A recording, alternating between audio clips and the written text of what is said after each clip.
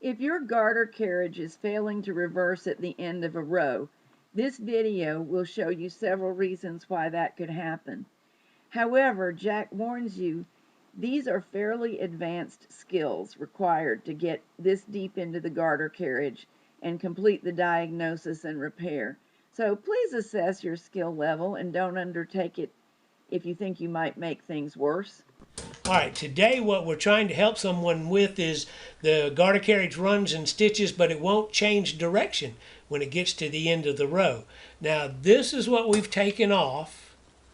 So this is our direction knob here, and it's either this way or that way.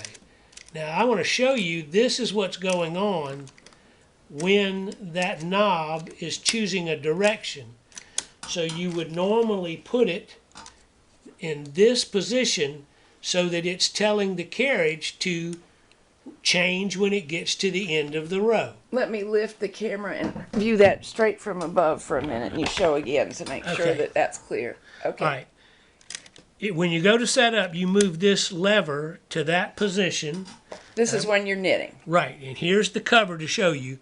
We've gone to this number 3 position, and that's telling the carriage when it gets to the end of the row to reverse and come back the other way. Now we're going to flip it over. They're having the trouble that it's not doing that. Now what that does when it gets to the end of the row, these little guys right here, see how they pull out? Let me bring some, there you go. They pull in either direction. Now if you'll notice, this one's got play in it. Wait, there you go. Okay, now go to the other side. That one just reversed the action. What happens is... Can you do that with your hand in another position? I can. I'll do it with the screwdriver. Okay. All right, here's what happens. The needle butts are going right through this channel, and when it gets to the needles that are out of work, that first needle comes along and it catches this and...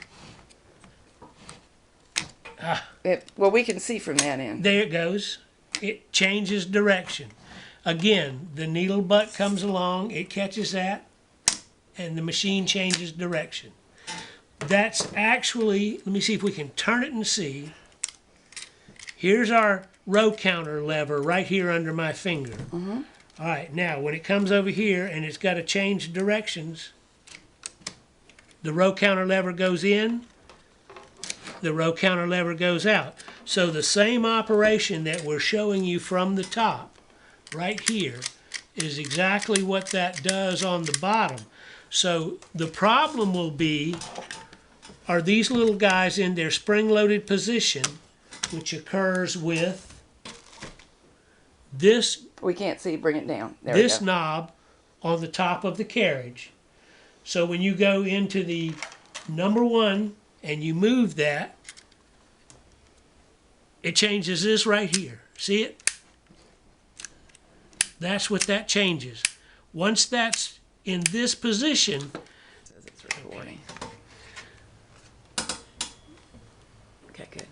Okay, here's the lever that we're talking about on the cover of the carriage, and it'll go to the number 2 position right there, and you notice your arrows will telling it go back and forth.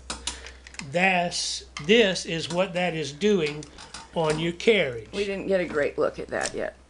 Okay, this is what it's doing. It's moving this lever that I just covered back and forth. Okay, so when it goes this way, it's telling the carriage to turn around at the end of each row.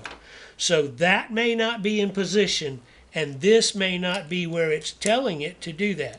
If you take the cover off... So it could be a real simple repositioning thing. Yes. If you take the cover off, you will see if this part of that switch is actually doing what it's supposed to do. Now, if it is, then you need to see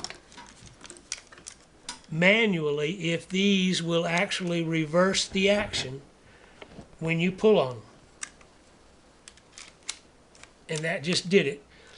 If I can see if I can indicate in here. This is the slide right here that actually does the work, and it's just above this spring that connects these two pieces. Now in order to get further in, You have to take these off, which are your stitch dial levers. They're 4-part levers, and they will lose their order the minute you pull the screws So out. we're getting into fairly advanced mechanical stuff. You got to get this cover off, and that means you have to get this cover off. That means you get your needle alignment slide out of sequence. I don't recommend, unless you're really good at puzzles, that you just take it off and not pay attention to what you're doing. Now, these little slides are just under this nylon plate, and they're held in place by this spring. So if they're not working correctly, you have to find out, is it the slide that they move, which you can see me moving with my little finger, or is it them not properly aligned? So that's what you check. Some of it's fixable, some could be broken parts, am I right? That is correct. If it's not this simple thing, and you can see the slide. Yeah, we can see right it here. moving inside. Okay, if it's not that out of place and this out of place, then the ends of one of these could be broken. See, that's a little plastic end. Yeah, it could break off. That could be broken. They could be not dropping down like they're supposed to catch the needle butts. But you'll be able to see that because when the machine is going across the carriage, you should see this come out. I'll use the other one because it's on the spring load this side. But you should see that come out and catch on the needle butts, and it should pull it out a little ways before it clicks it into place. You actually can hear it. That's what I noticed. You can. But this is what you're looking for, to see this stick out, and then you hear the click as it changes direction. But that's your row counter lever, and this is what you're hearing every time it changes. That should give them something to go on. They can always send it to me.